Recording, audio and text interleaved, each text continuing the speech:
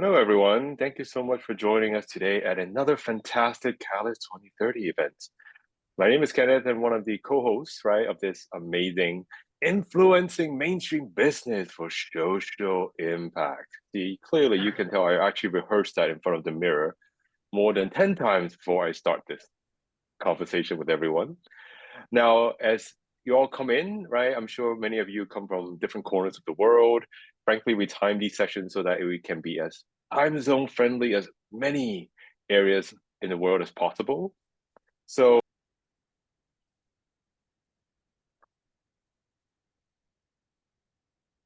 and of course, right? So while everyone gets going and work those digits to give us the information, I am sure it comes to no surprise that influencing mainstream business, the title of this amazing webinar, amazing because of the host and of course of the speakers, and more importantly because of the audience, right?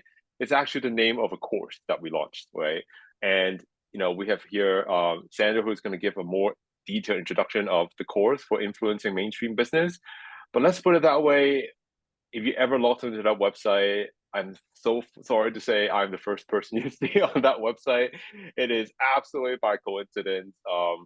Frankly, I'm kind of like the moderator, the host to get everyone excited, but all the quality content comes from many of our amazing speakers and contributors. So definitely let this be known that you are part of the influencing mainstream business community. And here's a poll. Please quickly see and check the right direction. Of course, we hope all of you will become members of this amazing course by the end of this webinar. My name is Sander. I'm the project lead for this behind this course on influencing mainstream business. It's I represent Social Enterprise Netherlands, and we work together with Catalyst 2030 on creating this course as the inaugural course on their platform, socialchangeinnovators.com. And so on socialchangeinnovators.com, you'll find this course highlighted on the homepage and via the homepage, but also via this link. You can find the course on the site and you can register. Now, Social Change Innovators is a free platform and the course is also free. And the course is about influencing mainstream business. And that means that we found out that social enterprises around the world recognize that in order to meet their vision, in order to have radical change in the issues that they're tackling, they need mainstream business to change radically as well. And part of the role and responsibility of a social enterprise is to try to find ways in which to pressure mainstream business to move into that direction. And we did research in the Netherlands on this, and we found that there are 11 different ways in which social enterprises can do that, can put pressure on mainstream business. And we call them influencing activities. And this course basically walks you through those influencing activities and helps you set a strategy for your social enterprise on which influencing activities you want to do or should be doing to lead or to realize that change, that radical change in mainstream business. And these are types of activities that are very direct, from social procurement, so making sure your products are sold or purchased by mainstream business or by governments, all the way to indirect influencing, which can be trying to change regulation or government policy, which will automatically force mainstream business to change as well. So there are lots of direct and indirect ways to put pressure on mainstream businesses. So this course you can find on Social Change Innovators. There's 5 core modules, and every core module has a social enterprise host, of which 2 of those hosts are joining us today here, Kenneth and Tobi, and they'll join us for a lively panel discussion. So I hope that you sign up to the course if you're a social enterprise. Have a look around. It's designed in a way that you can do with your team. So you can invite your team to join you on your course and you can do it together, which we highly recommend. And it follows a number of exercises, practical exercises as well. And we'll do one of those later in today's session. So I hand it over again now to Kenneth or to Debbie for the panel. Yeah. Great. Back to me. So I'm Debbie Brock with the Systems Learning Team at Catalyst 2030, and we wanted to introduce you to each of our speakers today on this panel discussion. We wanted to talk specifically about how do we influence mainstream business, but also learn from the social entrepreneurs that we highlighted in the videos themselves and our host for this Influencing Mainstream Business course. So I will first kick off with Tobi is first and introduce Tobi and have Tobi go ahead and talk a little bit about the work that you're doing within your organization. And as I introduce Tobi, I just want to share with you very unique business model. He works in Africa. He's from Nigeria, and he's the founder of Utujutu, a public health environmental biologist and a young farmer, and really cool background. He looks and likes to work with, I don't know, like bugs. Okay, flies, like black soldier flies, to be specific.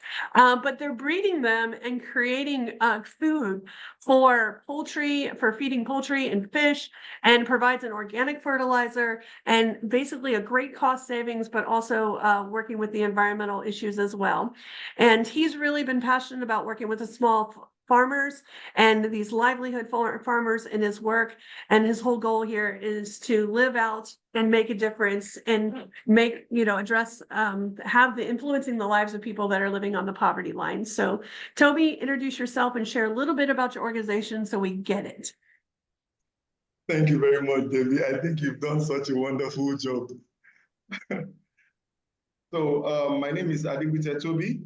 I'm from Nigeria. I'm the founder of Entojutu, which simply means insect solution. So what we do is that we work with rural communities in Africa, and we help these rural communities transition to using nature-based model for agriculture, so that agriculture can be profitable and can also be sustainable. So we address sustainability from the angle of people in rural communities who are majorly farmers, learning to transition to working with nature. So we have several nature heroes, I like to call them, that we use. One of them is the black soldier fly, as was highlighted by Debbie. The black soldier is a wonderful insect, and I'm very much in love with them. They decompose the larvae of the flies, decompose any type of organic waste, and produces, the larvae themselves is feed for poultry, fish, pigs, and also biofertilizer. We work here in Nigeria, in Kenya, in Uganda, in some other African countries that we have worked so far. And we have seen through time that we can't do this alone. There's a limit to what we can do. So we are exploring the power of collaboration and seeing what's actually influencing others in joining this journey with us can cause. Thank you very much. I'm so happy to be here. Great. And the next person I want to introduce is Kenneth Kwok. If you know Kenneth, he's well known within the Catalyst community. Absolutely love the work that he's doing with Kids for SDGs, but he's going to speak specifically about his work with the Global Citizen Capital. And over time, working with the mission-based organization there, working with the private sector as well, they've been able to kind of build up this impact-driven innovations and collectively empower over 1 billion lives, starting with youth in this Kids for SDG and the Global Citizens Capital.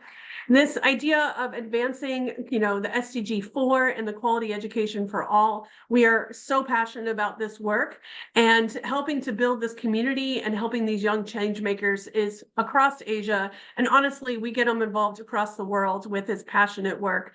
I do have to say, if you know Kenneth, you know he is a star presenter. If you ever need an MC, he's the man for you. But he's also authored a book, Career Planning Algorithm, and he helps his young people find their North Stars.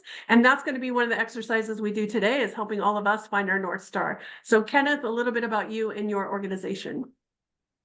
Well, thank you so much. Well, first I want to say thank you to Sander, for introducing the amazing course. I am still I feel very privileged to have been part of that journey. And first, I'd like to say I'm actually very humbled. I am a kindergartner in the space of social innovation and social entrepreneurship. My background is more in the finance space, and I guess Global Citizen Capital was formed in 2017 after years in Wall Street because of thinking, why can't we as a society direct more capital to impact investing? But impact investing is not just about environment, right? I mean, you look at the news, right, on Bloomberg every day is like green bond, climate bonds, but no, we have to invest in people. We have to invest in the social and solidarity economy. So Global Citizen Capital was formed in 2017 as an impact investment arm, supporting a lot of family offices starting in Asia to actually turn a portion of the investment portfolio towards impact investment, but directed towards people and purpose-led organizations. And now we're in year 7, and I feel like we are still getting started. There's a lot to be done. Next slide, please. And over the years, I think one of the main things that we did was actually investing in technology and open sourcing them to social enterprises. I think this is kind of like our strategy.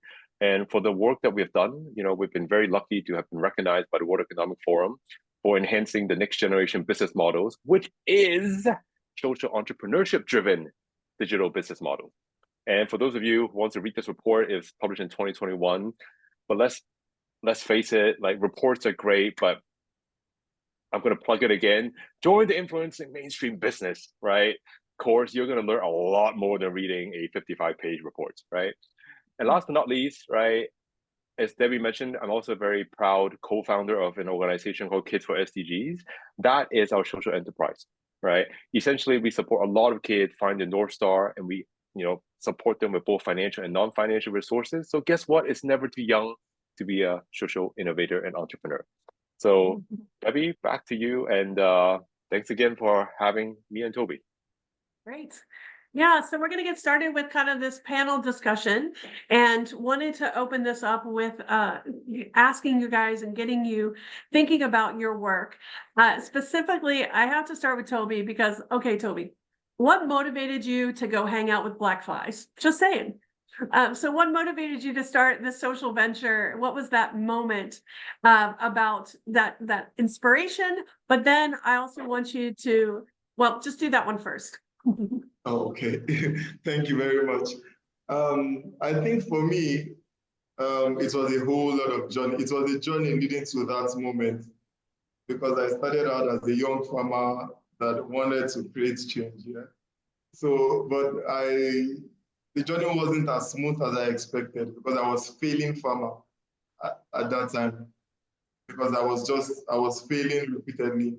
With so much knowledge, I was already training other farmers, but on my personal farm, I was failing. So I saw that there was a systemic problem with the way agriculture is practiced. The conventional agriculture as it is essentially not profitable, especially in rural Africa. So I saw that solving the fruits of the problem would not work. We have to go to the root cause and look at what essentially are the causes. Why am I failing? Why are other farmers around me poor? So starting my social venture started from a personal problem I have, and with the communities around me. I saw that the story of agriculture in Africa especially is a story of hope, depth, and hope again. So I wanted to seriously change that. And I was already an environmentalist at that time, because I had my master's in environmental biology and public health. So I was already talking about climate change and all that. And I wanted to do something for a change. So in one of those my moments where I failed, I was in that humble moment where everything had come crashing down. Then I met the fly. Right? I read initially about the fly, and it was a wow moment for me. And I was like, oh, something as small as a fly can actually help us solve our environmental issues and help farmers attain sustainability. So the first question that popped in my head was, why is everybody not doing this? Why is everybody not working with the flies? So in my quest to first try it out myself and also get other people to know about it, Enlightening came to be. Amazing. So Kenneth, back to you on the, what motivated you to start Citizen Capital or Kids for SDGs, whichever one you want to chat specifically about. I'm still stuck on flies. I'm sorry. I'm like, wait, when I did I know, read me that too. book? Okay, Toby, I'm going before your next question. It's very hard to follow you. I feel the stress, right? It's like I'm not doing enough for the planet. Yeah. Look, thanks again, right? No, I'm sorry. I was very busy scrolling through all these amazing members of our audience, like talking about introducing their own various organizations. Really would love to connect with many of you after this call. Or maybe, we all join together to influence the mainstream business. Apparently, I'm being paid to repeat those 3 words every 5 minutes, so people sign up. Yeah, I don't see Sander doing that, just saying. Look, I'll be frank, there's a need, right? I feel like everyone talks about global citizenship, and it's look, as someone who like spent way too many years in Wall Street, like people just talk about ESG back then. It's like, oh, it's nice to have. Frankly, really don't care about them. They're fringe, just let them do whatever. They're like the diversity and inclusive thing. And now ESG and social, entrepreneurship innovation is very mainstream. I mean, we even have our own UN resolution, right? So I think at the end of the day, if more people like us are not afraid to kind of, rebut people in our own community and our own industry saying that, hey, there are better ways to do this, right? And more importantly, I think definitely talk to youth, right? I think my life has transformed so much, not just in my investment decisions from Global Citizen Capital or for the partnerships for Kids for SDGs. Like talking to youth around the world really inspires you to really look at your own business model and see whether this can last for generations.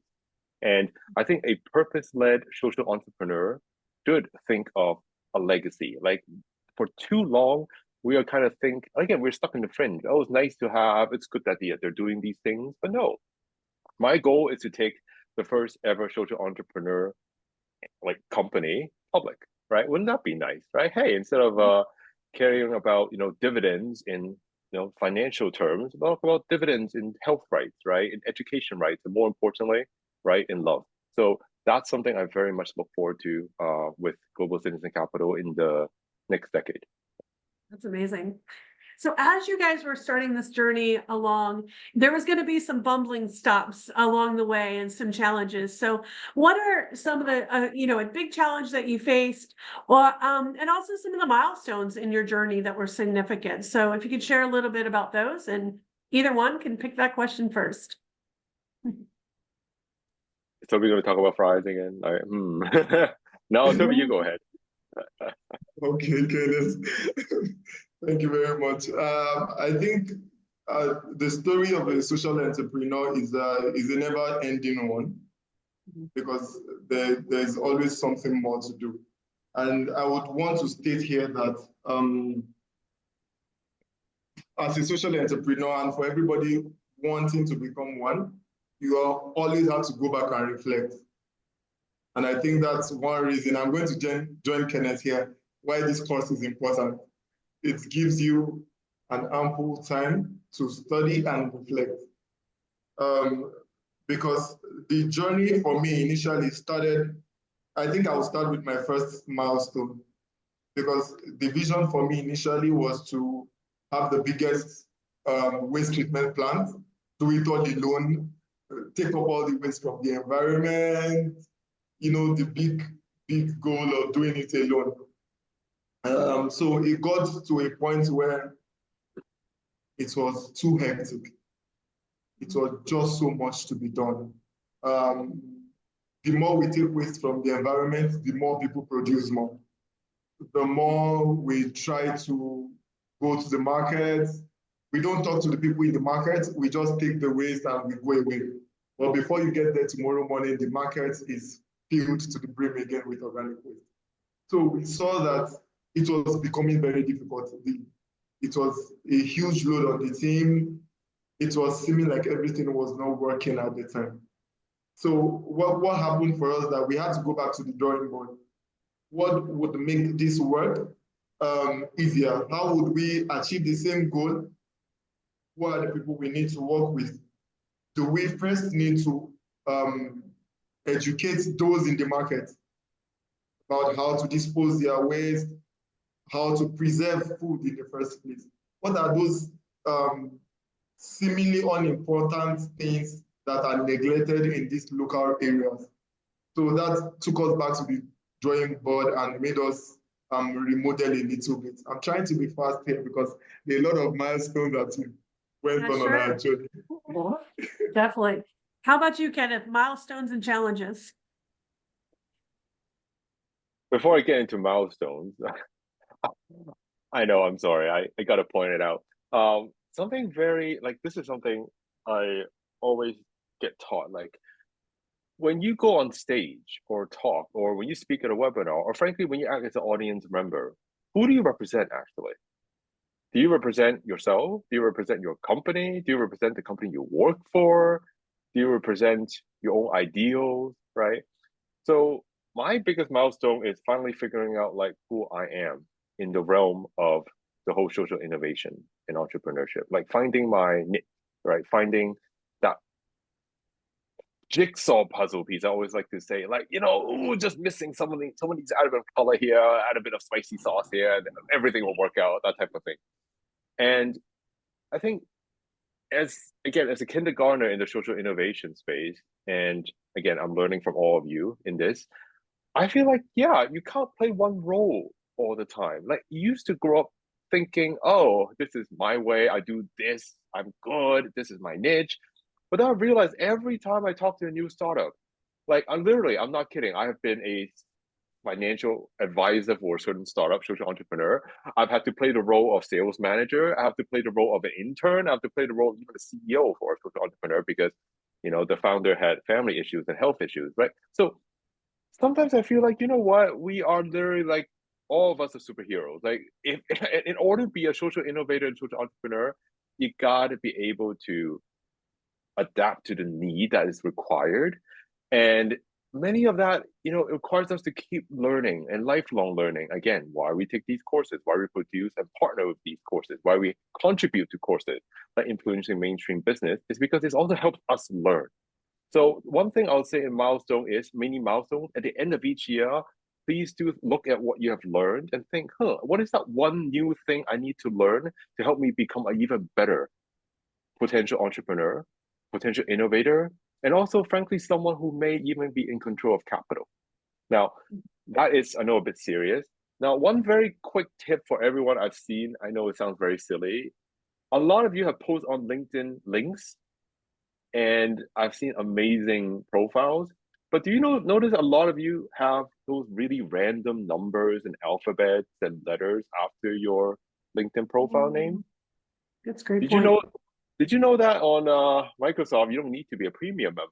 All right, you can literally go to edit public profile URL and delete all those numbers and letters so that you actually represent just your name on LinkedIn. I know it sounds very silly, but that's also part of your branding, right? Being able to, hey, I'm actually good at what I do, and this is what I stand for, including my name has to be unique. So anyway, Stevie, back to you. Great tip. I actually did not know that, and when I did it, I was so excited because I could put social change innovators in the name. So I want to move on about. I wanted go for it.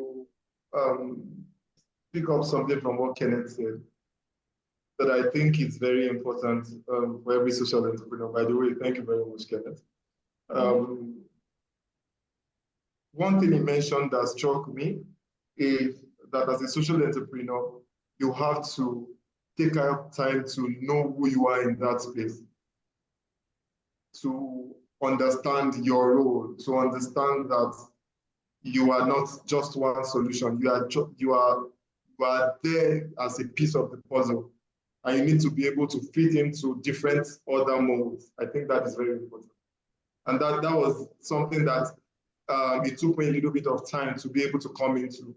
There was a time I wouldn't want to be in some type of space because I think it is not my space. I'm not needed here. There's no need and all that. But it has come to a time now that I know that I need to be able to fit into some type of puzzles so that I will be able to also influence others in that space. First, to be aware about who I am, what we do, and also that I'm a very important piece in the puzzle. Good point. So I'm going to go into this mainstream business and working with the private sector. Kenneth, I'll start with you because you've done a lot with the private sector, obviously with Citizen Capital. Talk about, what role that business is going to play in social entrepreneurs being successful in our work. Definitely be a friend. I say this, I know it sounds such a simple way. Oh, be a friend, so easy. Hey, But really, like treat them as your equals. Honestly, I know I'm not supposed to say this. I'm sick and tired of people thinking social innovators and entrepreneurs are like second-class citizens. I'm sorry, very blunt, but I'm gonna say it like that. People think of us as like, oh, like they're not mainstream. Like, again, the whole fringe movement still to this day. And I think definitely if the whole corporate world can actually appreciate the fact that it actually takes a double or triple amount of work to deliver the same amount of impact and value because we have to care about three things: people, planet, and profit, right? I think definitely will at least be patient with the first time you hear a social entrepreneur hit you up. Like, I get that a lot from my fellow, venture capital investors. Like, oh, great, the other day, this purpose-led company messaged me for a meeting. I'm like, probably just asking me for, a grant and all that. But I'm like, no, did you actually see their business model? Like, it's actually quite viable. Sure, it may not deliver 8.5 to 12% that you expect, but 6.5 plus a lot of happy smiles around the world is not exactly your worst investment. So I would definitely say, like, for those of you like who are approaching investors, right? Like, don't try again. I also feel like a lot of social entrepreneurs I talk to, they also instinctively think they're not as good as regular startup founders. That is absolutely not true. Like, we are confident, we got what it takes to be, again, 3 times more impactful than others, and act like it, behave like that, have that confidence when you talk to the investors. And for those of you, again, who are fundraising, hit me up. I have a few tips as always, right? So last point I'll definitely have to say is when social investors or social innovators present their pitch decks for fundraising, there are always a few things that I think that can be improved because you have to match what mainstream businesses look for. At the end of the day, they are big. And we look at SAP, right? 5% of their annual procurement now is targeted to social entrepreneurship, right? Are you actually keeping track of these corporates who are already making strides in supporting you? If you haven't yet, definitely look for one, do some research, and make sure you pitch your presentation or your product according to some of the latest plans. That will get you very far ahead compared to just doing a regular pitch to assuming that these corporates don't actually have any stake in supporting social innovation and social entrepreneurs. Good point. How about you, Toby, with the private sector? Have you been able to engage with the private sector in your business? And what are some things that have happened and how that's worked out? So I learned a very important thing earlier in my journey, which was, I think it was a mentor that told me this. For every relationship, it has to be a win-win. So I think for a lot of times, when social entrepreneurs engage with regular businesses, we want to tell them about the wonderful things we are doing for the world, how we're putting smiles on people's faces, how we're securing the future, and how we want to literally help them, this wonderful thing we are doing. But as much as that is fine, and we are excited about all that we do, we are excited about our big idea. I think when social entrepreneurs engage other normal business, as they say it is, it has to be a win-win situation. So I'll give you a practical example. As at the time, we were trying to see how we would work with restaurants, first to help them manage their ways, to find how to change their mindset. So initially we went to them and we were like, oh, so we are here now. You are destroying the environment and we are here to help you take away all your organic waste and do all that. But we saw that that gave limited results. We got a lot of resistance from these businesses. We don't need that savior way and all that. So as at the time we came back, we went back, we strategized, and we saw that when talking to these businesses, it has to be a win-win situation. What is the need for the business?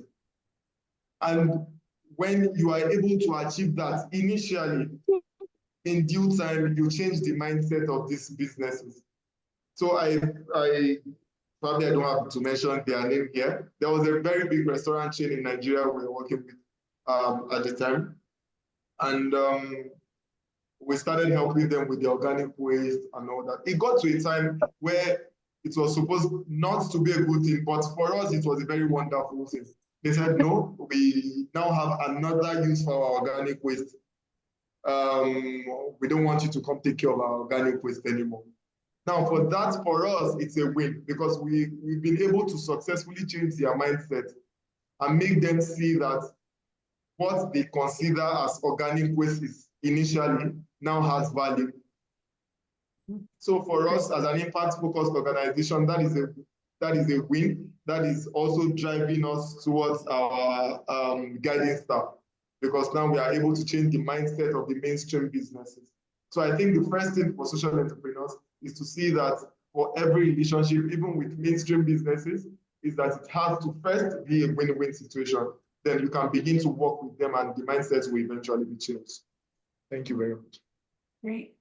So as we transition to this Q&A part where we want to be able to ask our panelists questions and how all of you be able to answer those questions or ask the questions and have our panelists answer them, we are going to talk about the North Star, and there'll be a breakout room discussing how to develop your North Star. So for the folks that are in the room, I know we have some agriculture people are looking for investing. What are some of the questions that you have for our panelists? And feel free to raise your hand, or you can put them in the chat as well.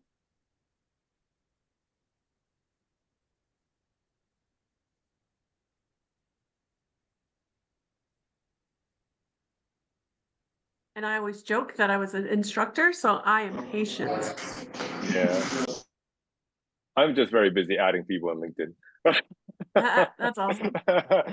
Just to remember, your network is part of your asset value. So definitely, right? Absolutely. I'm a big fan of that as well.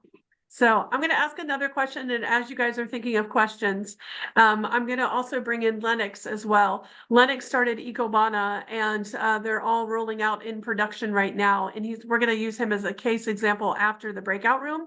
But I do want to invite him in as well and do a brief kind of explanation of your social business model, what makes that unique. So Lennox, I'm going to start off with you. Describe the social business model for Ecobana.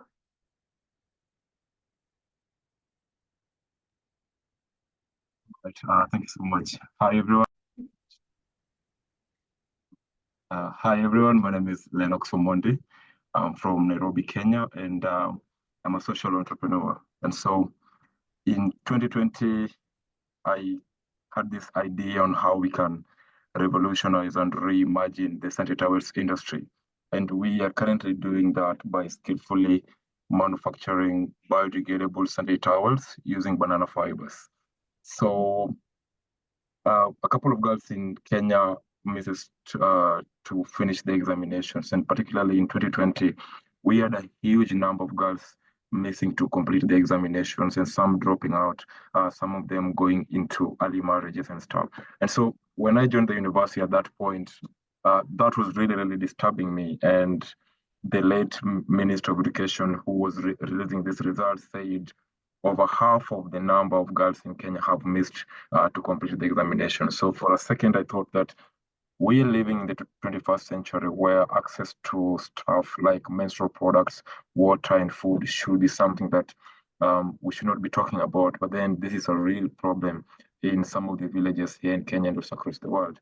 And so I thought of coming up with an organization that is going to collect sanitary towels and give them to free for Kenyan girls and women. But I realized that there are in existence over 100 NGOs that are doing the same thing. So I wanted to come up with a different way of solving this problem as a young entrepreneur. So I realized that if I cannot also collect sanitary towels like other NGOs, that the only thing I can do is to bring in a new product, because then the conventional sanitary towels in the Kenyan market are 91% plastic, an equivalence of 4 plastic bags in just one sanitary towel. That is why a lot of girls usually complain of itching, irritation effect, and the burning effect. And so I set on a journey to look at what do we have in these other communities where girls are missing to go to school, and what can we use to solve that problem. And one particular community in Kisii County, where we have now set up our manufacturing facility, they are the leading producers of bananas in the whole country here in Kenya. And this is the same community that is having a high record of 82% of girls not missing their schools, not completing their examinations. And so I realized that if we can use a resource that they have to create a solution for themselves and by themselves, then we'll be able to start solving this problem from its grassroots. And so I did a research with my co-founders, and we realized that banana fibers can actually be used to make sanitary towels and other different amazing products. And so that was the inception and the birth of EcoBana Limited.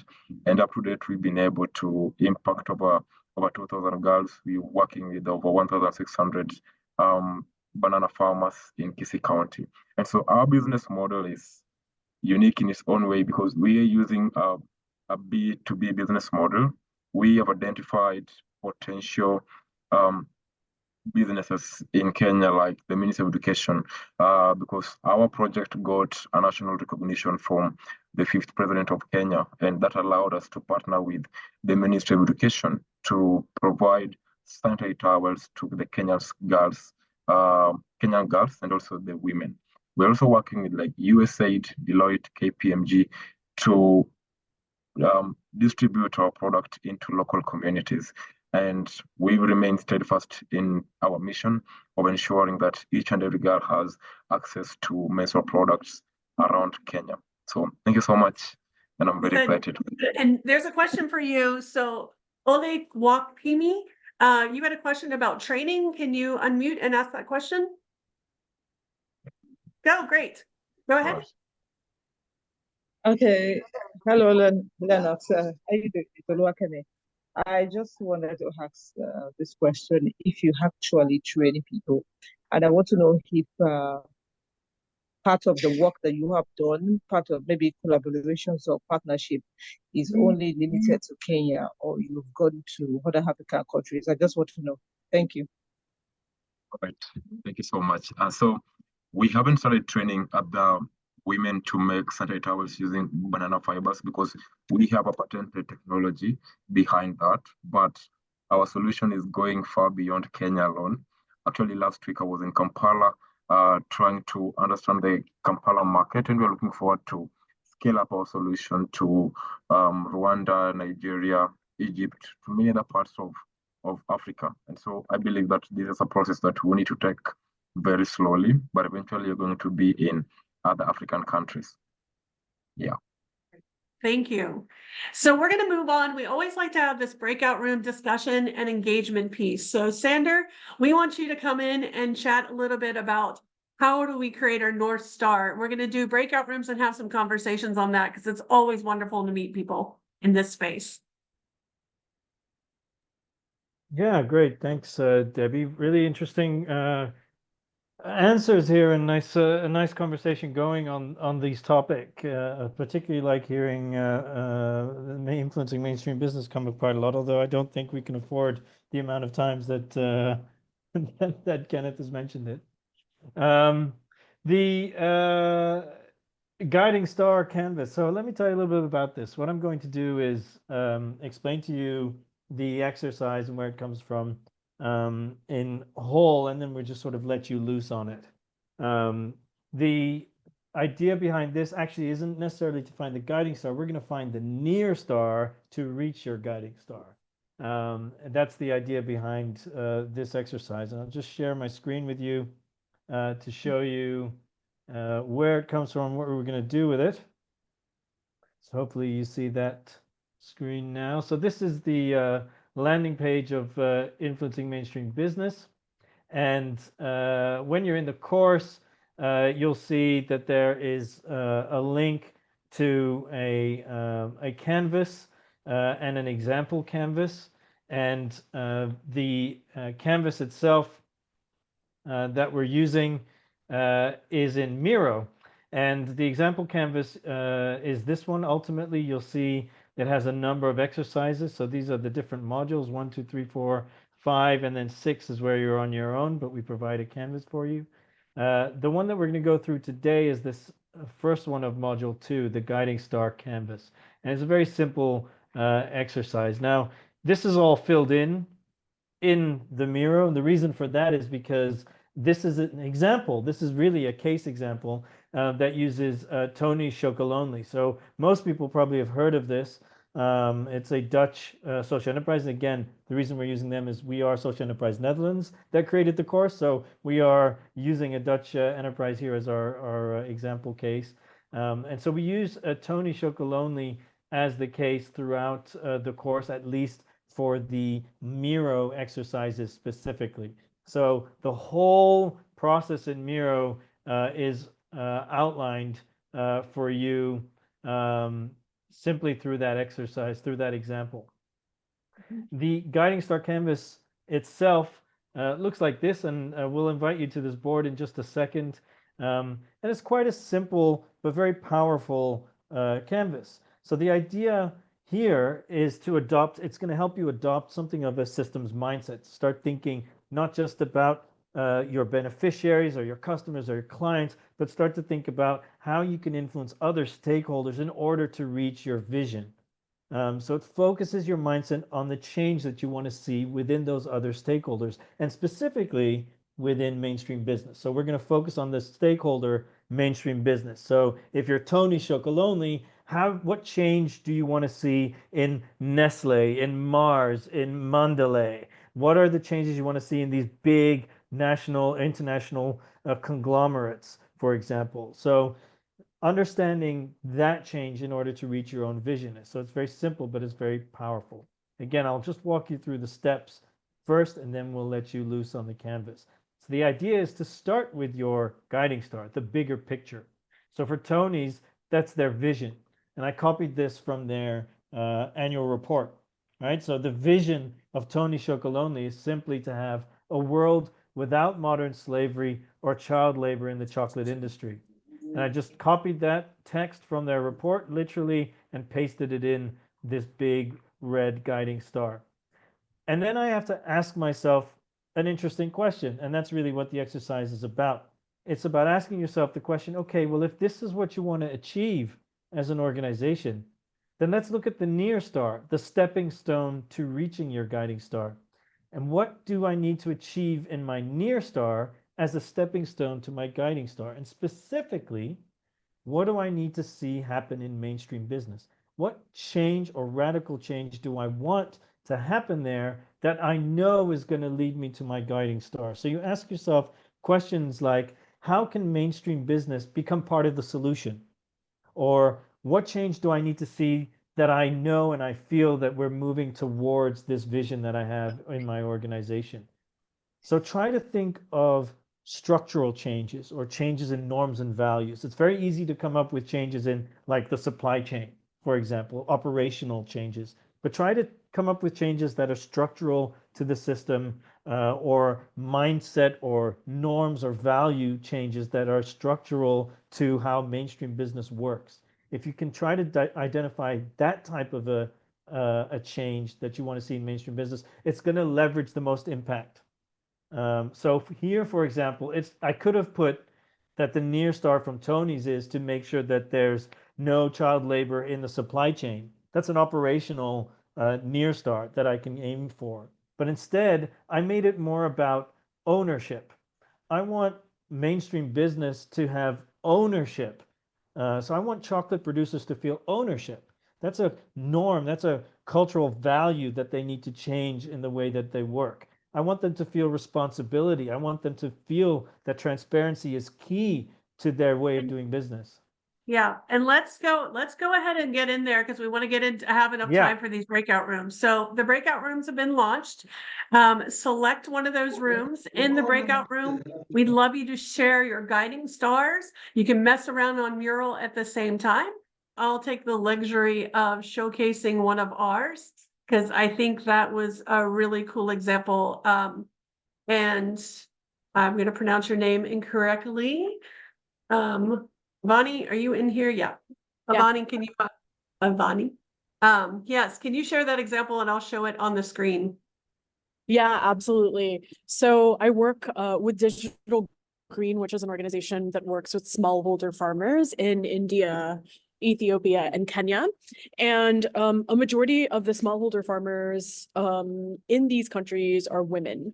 And I saw a report today that in the sugar industry, these sort of large farming output centers that are growing sugar for companies like Coke and Pepsi, the women farmers working in the field are doing things like having hysterectomies, delaying some of their other familial and healthcare needs because of the demands of labor output that they have to produce every day. And obviously conditions around that, like they don't get paid if they don't harvest a certain amount. And so that's the guiding star, is that these women farmers in India who are working on sugar farms, they have these stringent demands on their labor outputs, causing all sorts of negative things to happen in their life and health. And the near star is that we hope that these companies, especially these corporations, that are responsible for this type of farming, they understand their own requirements are causing women to have these detrimental health outcomes, and they start to make changes to encourage women to take care of themselves instead of perishing as they are. Absolutely. Really exciting example, but also a disheartening example of the challenges that are being faced by these folks. And I think we had some really lively discussions. Does one other person want to talk about their their near star and their guiding stars? Do we have another good example?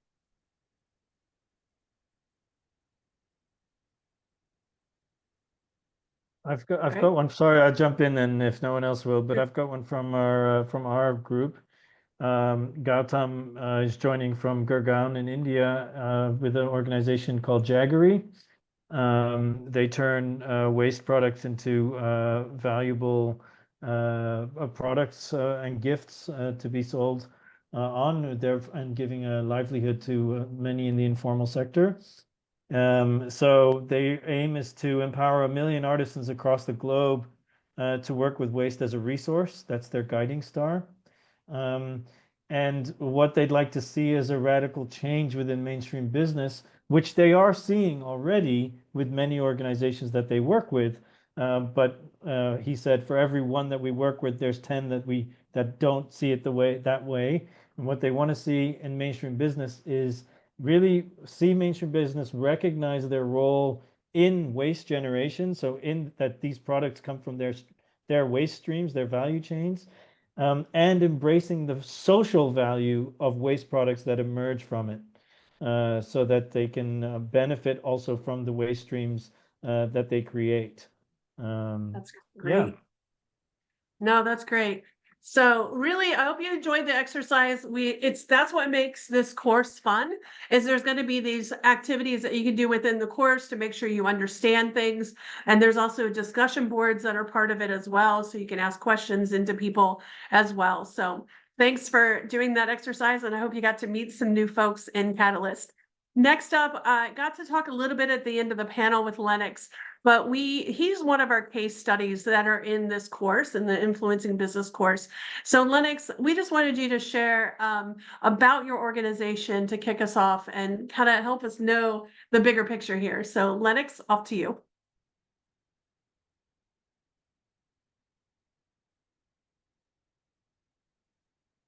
All right, thank you so much again.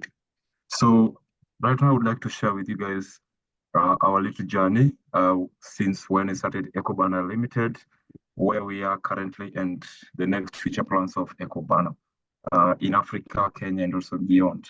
So just as I mentioned that in 2021, we usually have exams at each and every year for both primary school students and also for the secondary school students. And notably in 2020, a number of girls missed to continue or to finish the examinations due to lack of access to menstrual products, some of them due to they can't buy, some also because of GBV, and some don't have shops in these rural communities where they can buy sanitary towels. And so as a freshman in campus during this time, I figured out that if I can be the change to this issue of period poverty, and also if I can use an available resource to make sanitary towels, this can be something that's a game changer.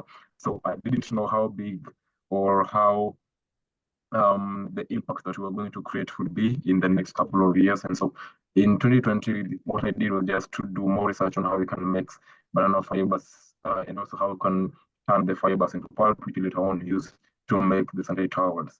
And then in 2021, we had our first exhibition with our first ever made MVP products that we were using. We were very proud of them, and we thought they were the best sanitary towels ever in the world. And I think we took a picture of them that time. And right now, if we look at those pictures and we are like, what is that pipe that we made? Because the wings were very, they were not on the same size. The powder was a little bit longer, some were short, but we were very proud of that milestone because it was at that time that is when we realized that we can actually make something better using banana fibers, which are most of the time just left out on the ground or are being fed to cows. Yeah. And so there is an organization called Enactors. We participated in Enactors. That was our very, very first competition because we were looking at somebody who's able to fund our project so that we can continue to scale up our production and do that. But we didn't manage to go to the Enactors World Cup in 2021. I mean, we didn't even reach the Kenyan National Exposition. So we failed at the very, very first level, the very first university level. But then we were very sad for around 1 or 2 days. We were very sad, very mad. But then we came back again and worked on the idea because we felt like this is something that we can actually correct. And using the judges' corrections and what they were recommending us to do, we continued our journey to continuously re-evaluate the processes that we were using for the manufacturing. Then we registered the company in 2021. In 2022, the Chief Operational Officer at Ecobana Limited, Kylie Mudone, got an email from an organization called the Harpers. So the Harpers is more over there. The email was more over there, and the Harpers is more of the largest social entrepreneurship competition globally. And each and every year they award $1 million to students with startups and companies from the universities to reimagine and also to change the world with their innovations. And so we entered the competition very eager about how are we going to be able to employ 2,000 people by 2024. Because in 2022, the theme of the Hall Prize was, as a university student with an innovative idea which can be turned into a business, are you able to employ 2,000 people by 2024? And so we said, yes, with our innovation, we are able to do that by 2024. I think that is a long way to go there before employing 2,000 people. So we competed throughout the Hard Prize from February till September. And on September 22nd, at exactly around 1:45 New York time, we won the $1 million, which was awarded to us by the 42nd president of the US, Bill Clinton. And that was now the game changer of our whole innovation journey. And we realized that now we have more to do than whatever we had anticipated earlier before. And so when we won this prize, we now wanted to scale up our production. We went down to the main area in Kenya, which was firstly affected by period poverty. And this is the area that was also having huge number of bananas in the whole country. And so we set up a manufacturing facility there. We are working with farmers there currently, and we are looking forward to launch the company on the 28th of May, which is the World Menstrual Hygiene Day. And our organization, Ecobana Limited, also got a national recognition from the Kenyan president on 12th of Jamhuri Day, which is a public holiday in Kenya, and announced to the whole nation that Ecobana Limited is going to partner with the Ministry of Education, which we did, and we ended up producing sanitary towels for 5 schools here in Kenya. Yeah. So our story has been very, very impactful. I have a lot of faith from from when we started to where we are going right now, because we're in a phase where now we want to not only to expand to explore the value chain of banana fibers, but we also want to expand that. We want to produce more products. We want to make more sustainable products using banana fibers. And I'm so excited in the next few years, the next few months, when we do our launch, and also when we introduce these other amazing products still using banana fibers. And I hope we'll be able to revolutionize the whole sanitary towels industry, bring cost-effective and hygienic sanitary towels, and we'll also be able to diverse into other products around around banana value chain using banana fibers to solve some of those pressing challenges in our communities. Thank you. Great. And I want to ask you another question, Lennox, as well, because you got that $1 million HALT prize, which was super exciting, and the work that you're doing to be able to get the products to the young girls. I want to share a little bit about how this partnership with the government is helping you, because they're able to pay for the products to be able to put them into the schools. Yeah, so the Ministry of Education is able to, because when we did the market survey for the schools that we were given, one of those schools has over 500 girls only, because these are rural schools, public rural schools with so many children. And so what the government does is they pay for the production. As a company, what we do is to calculate our production cost and also our profit. Then that is what we submit to the government. So they get to pay that. Then as a company, we manufacture, then take the products to the school. And also we just don't take the products and stop there. We have also developed menstrual hygiene educational kits that we're giving to young girls each and every time we go to schools. We've also developed male inclusion programs, because in some communities, most communities actually here in Kenya, men are not allowed to talk about menstruation because they feel like this is something that shouldn't be talked about, or somebody should not just talk about them as a male. But we are trying to normalize that. So we have male inclusion programs.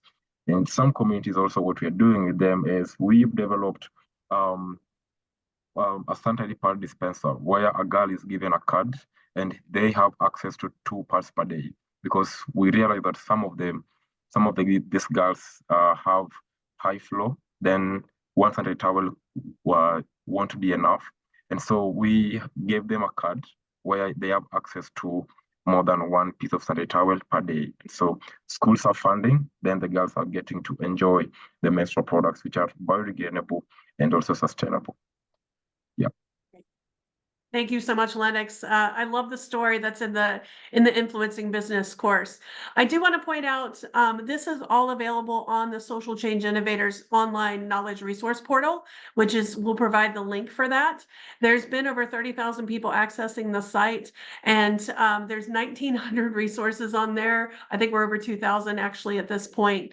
The next slide I wanted to show about this is the content that's available. So on the left is like learning topics. So if you want to learn more about systems change, that module was curated by the University of Oxford, who does a lot of work with systems mapping. Or if you want to design your own social business model, there's a module there that you can actually get some templates to create your social business model. We also have regional specific content, and we're trying to add in content as well for language specific. So we need your help in sharing those. Anyone can share on the platform. This enable section, the beauty of this course with the Social Enterprise Netherlands and Sander's team is that they pulled in the content from the course. So if you want to learn more about procurement in the course, you can pull in an article and add it into the course itself. If you were designing your own course, you can also pull in resources on here. So there's resources on procurement, working with governments, donors, shifting the funding paradigm. So all that's available as well. And so we just wanted to give you that little tip for the Social Change Innovators. As we close up, we only have a few minutes, but we all know if I hear it, and you can unmute. Kenneth, go for it. I'm too busy typing, but once again, thank you so much, right? The only thing I'll say is, look, being Confucius, and I actually literally grew up with Confucius since I was 3. Instead of playing hymns, I hear it's like written text from Confucius when I was like very young. So the only thing I'll add is here, look, right? 2024 is a very pivotal year, right? We are past the halfway point to achieving the SDGs. Things are not, looking as rosy as it may since the beginning of the year for many, many reasons. So apart from doing a great job with your social enterprises and social innovation, do also social innovate on looking better after yourself and your own family, because at the end of the day, people are what matters. So once again, thank you so much for joining us today. And honestly, Debbie and Sander and everyone else, it was a pleasure learning from everyone. Great. And you see the poll up. We'd love to have the poll feedback from you. So take the time to fill that out. We like to showcase, that the value of the course and any suggestions you have this session itself for this session. But Tobi, any last piece of advice that you'd like to share with everyone? And I might have caught you off guard. Good. So first of all, I'd like to say thank you, everyone. Thank you, Sanders. Thank you, Debbie. I want to say thank you first. Then I want to say, everybody, please make sure you go through this course. It's enlightening. By the way, I know Sanders must have seen this. I also had to register for the course again, and I went through it. It's so good. It's so informative. And also, there's nothing more important, like Kenneth said, than people.